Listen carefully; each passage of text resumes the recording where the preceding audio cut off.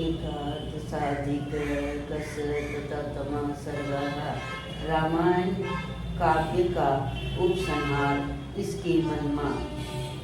कुश और लव कहते हैं, महर्षि वाल्मीकि द्वारा निर्मित यह रामायण नामक श्रेष्ठ आख्यान उत्तरकांड सहित इतना ही है। ब्रह्मा जी ने भी इसका आदर किया है। इस प्रकार भगवान श्री राम पहले की भांति अपने विष्णु स्वरूप से परम धाम प्रतिष्ठित हुए। उनके द्वारा चराचर प्राणियों सहित ये समस्त त्रिलोकी व्याप्त है। उन भगवान के पावन चरित्र से युक्त होने के कारण देवता, गंधर्व, सिद्ध और महर्षि सदा प्रसन्नता पूर्वक देवलोक में इस रामायण काव्य का श्रवण करते हैं। यह प्रबंध काव्य आयु तथा सौभाग्य को बढ़ाता और पापों का नाश करता है। रामायण वेद के समान है। विद्वान पुरुष को श्रद्धाओं में इसे पढ़कर सुनाना चाहिए। इसके पाठ से पुत्रहीन को पुत्र और धनहीन को धन मिलता है।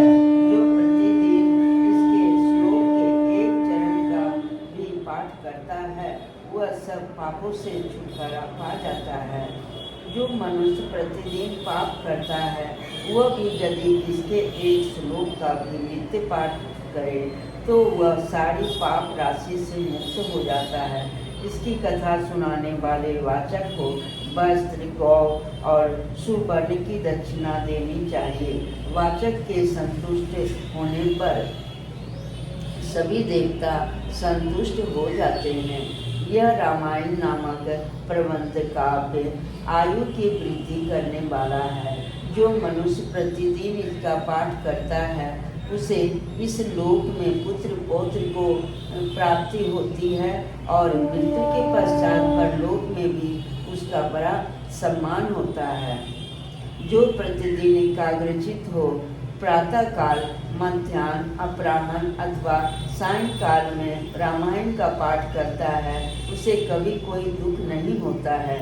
श्री रघुनाथ जी के परम धाम पधारने के पश्चात रमणीय अयोध्यापुरी भी बहुत वर्षों तक सूनी पड़ी रहेगी। फिर राजा ऋषभ के समय यह आबाद होगी। प्रचेता के पुत्र महर्षि वाल्मीकि जी ने